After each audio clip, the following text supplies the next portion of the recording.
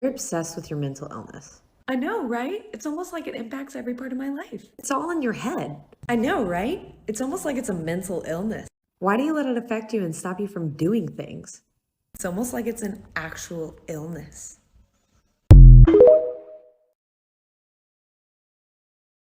So I get comments like this a lot on my videos where I talk about being autistic, and I just had a few things that I want to say. I'm not trying to attack you, nobody go and attack this person, but just share some information that I've learned along my autistic journey. First off, self-diagnosis is very valid. Trying to get a formal diagnosis for autism is almost impossible for a lot of people. So if you go through the entire process, you do all the research, you do all the self-reflection, and think that you're autistic, self-diagnosing as autistic is completely valid. It's not like you're trying to get any medications or anything from it. Like, you're just trying to learn more about yourself, and then you can accommodate yourself from there. Second, functioning labels are actually really harmful to the autistic community. They make a lot of assumptions about a person and what they're able to do. For example, you called me high functioning. I would not use that to describe me, and I don't think anybody I know who actually knows what's going on with me right now would say that too. Like, yes, I can talk, I can make TikToks, but that doesn't mean I'm high functioning. That doesn't mean I don't have other support needs that you don't see. I have a lot of support needs right now. A lot. And having each person describe their own individual support needs is a lot better way of describing the autistic experience as opposed to high functioning or low functioning. And number 3, in the comment after this, you said you have ADHD. And I'm not sure if you're aware of this, but you're more likely to have both autism and ADHD than you are to have either one individually. The studies that I found say that 50 to 70% of people who are autistic have ADHD symptoms, and about 2/3 of people who have ADHD have autistic traits. So if you have ADHD, the likelihood that you are autistic is very high. And that's probably why you're relating to a lot of this content. I try not to compare hardships because it's really not fair. But in this world, at least as a person who has both ADHD and autism, I have personally experienced a lot more stigma against autism than I have against ADHD. ADHD seems to be a lot more accepted, at least in the communities that I am in, over autism. And because of that, I at first was like, no, there's no way I could be autistic. And then I actually did my research and found out, yeah, honey, you're autistic. And I'm self-diagnosed. I am not professionally diagnosed. I'm working with my professionals, but I don't know if I'll ever get a professional diagnosis, and that's okay. Self-diagnosis is 100% valid. If you have any questions, or anybody has any questions about my experience as an autistic person with ADHD, or just any questions about autism in general, please leave them. I will answer them to the best of my ability, but we're not high functioning or low functioning. We all have different support needs. Self-diagnosis is completely valid, and most people with ADHD also have autism. Yo, I heard you got your diagnosis and your meds and you're in therapy and doing a lot of unlearning of bad habits. Do you feel like you're a better member of society now? No, fun fact, me learning means that I stopped doing normal people things, which means I'm more of a feral goblin, but more efficiently so, and happily so. But yeah, no, I am in no shape or form better in the way you want me to be better, but I'm better for me. Do you want to look at my new collection of rocks?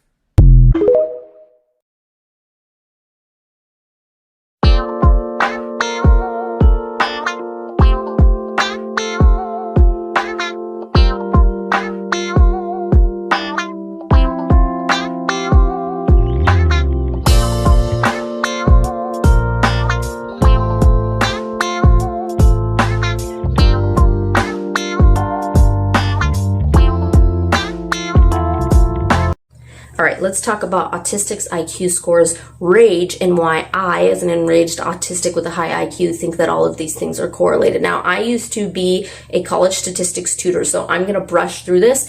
And before you come at me in the comments, just fucking Google shit. Just look it up on your own. I can't fit it all into 3 minutes. Okay, so this is a bell curve, and it's showing how IQ scores break down for neurotypicals across a regular bell curve. You can see that most neurotypicals fall right in the center.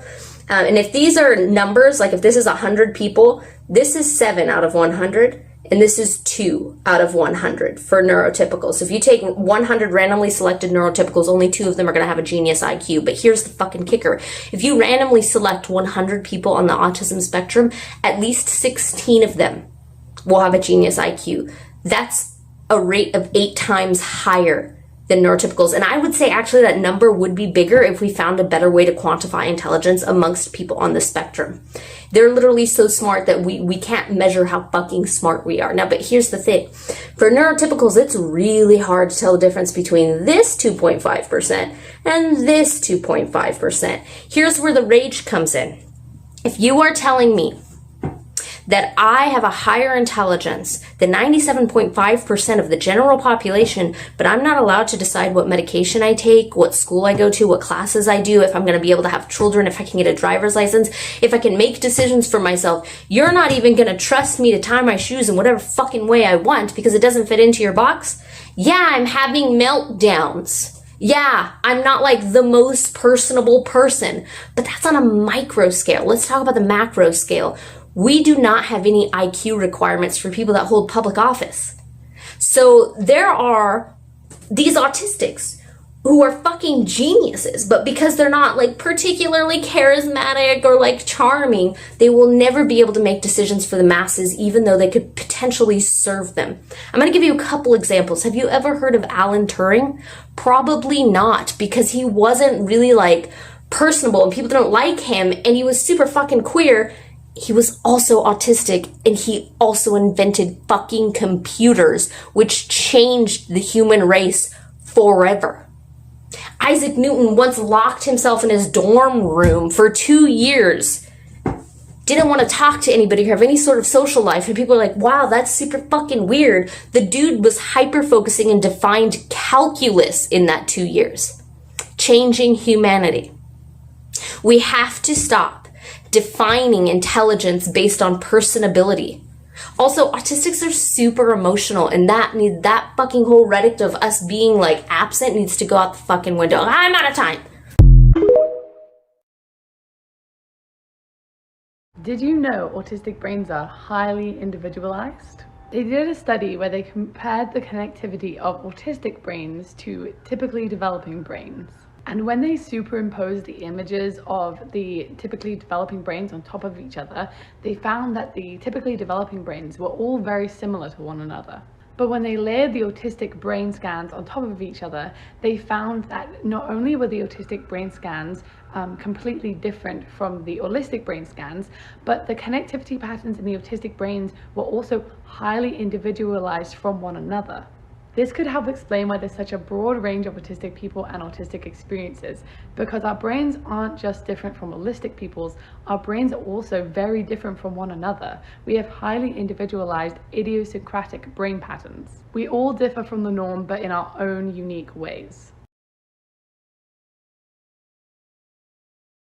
One of the things my wife and I have struggled with over the years because of the undiagnosed autism is, at times, feeling like one of us is being manipulated. There are a variety of things that play into this, but the thing I want to talk to you about tonight is a way that my wife has communicated to me in the past that makes me feel like I should feel guilty for being autistic. And of course, that wasn't her intention. It was miscommunication. I think this is the first time I've talked about something my holistic wife needed to work on instead of me. But the big breakthrough that we had was realizing that we needed to separate the emotion from the response. I'll walk you through the argument we had when we figured this out. A few months ago, we took a trip to San Diego. We were traveling with a 4-year-old, and anyone who has traveled with a child knows that children add stress. So at the end of the first day, I was dealing with a lot of anxiety from the travel, having a 4-year-old, not being able to get into the Airbnb, things like that, and I was not handling it well. I started getting snippy, which, of course, affected my wife.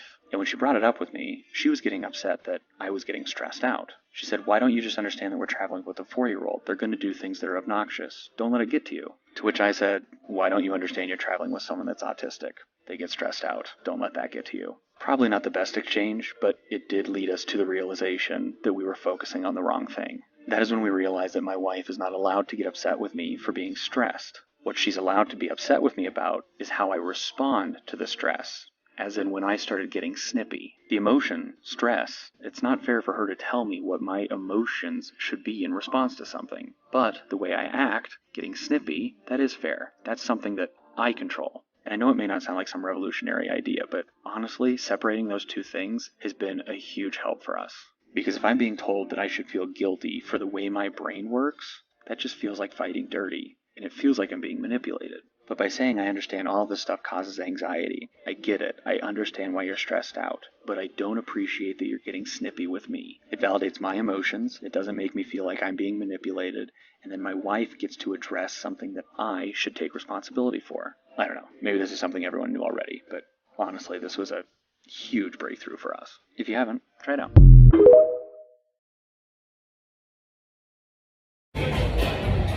I was just saying I was considering wearing headphones because I'm hungry and I'm grumpy, and it's like worse when I'm hungry because in the autistic brain, the center where your hearing is perceived, where sound is perceived, it crosses over where pain is perceived, and that's why loud noises are painful. That's why it hurts. It's not necessarily that I have better hearing. I mean, I'm not really getting stabbed in the ear holes, but it feels like I'm being stabbed in the ear holes. So that's why autistic people cover their ears, because it hurts. It does hurt because it's crossed with where you're perceiving pain. So your brain perceives the sound as pain.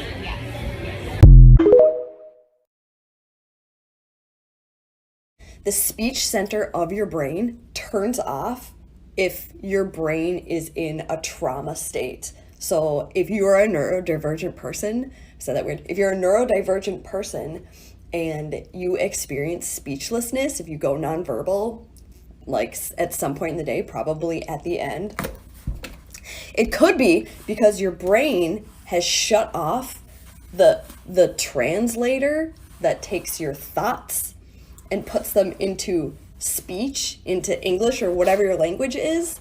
That turns off. Daily living is traumatic for neurodivergent people because if we have a hypersensitive sympathetic nervous system, meaning our brain is turned on and it is receiving all the information from our environment, sight, sound, smells, like patterns, everything like that. You have a brain like that in daily living, and daily living doesn't require that, but your brain doesn't know it, so it's constantly taking in information without filtering it. There's no filter where you can just walk around and ignore a bunch of stuff. Like, that doesn't work. So all this information compiles throughout the day, and your brain, if I'm like seeing this correctly, finds that traumatic, which why wouldn't it, right? You're just overwhelmed. So your brain gets to a point of the day where it's like, it starts to shut off your executive functioning systems. You start to lose like your ability to like maintain your emotional control. So you get like irritable, or you start to just not be able to like speak your thoughts and whatever else, like all the other executive functions, like you can go look them up, whatever. So you get to a point where your brain will literally shut down like the left side of your brain, which is like helps you like analyze. It's where your like speech centers are. It's where like your linguistics are. It shuts it off. I'm reading this book. It shuts it off. And then it turns on the right portion of your brain. This happens for like PTSD, like all sorts of like trauma. So like I would say daily living trauma. Oh my God, I'm almost out of time. Daily living trauma is, you know, it's not as crazy as like an actual traumatic event, but it's still in the realm of trauma. So it shuts off that part of your brain every day when you get to that point, which is shit. And then you can't talk. You want to talk. You have all these thoughts. You still have all this shit going on, and you can't talk. Nonverbal. It's trauma. There's a reason why masking autism is bad. Being autistic, I like to info dump. Info dumping meaning talking to you about my special interest and telling you everything about it. Now, it's not a form of narcissism. It's not me showing off how smart I am. It's my way of connecting with you. And because this is something that's natural for me, I would get called annoying by other students and by grown-ups. Because people would see it as narcissistic, even though I wasn't talking about myself. At an early age, I had to learn social cues, which is fine, but I felt like I had to ask if I was talking about something for too long. And I still do that today, unfortunately. Because of being called annoying for all my life, I'm scared that I'm annoying the other person that I'm talking to. Me being able to mask my autism well is because of the trauma I have dealt with in the past of bullying. And instead of just enjoying myself in conversation, I'm always having to worry about whether I'm going to offend someone or I'm going to annoy someone and they're not going to like me. And then they're going to bully me and say I'm annoying.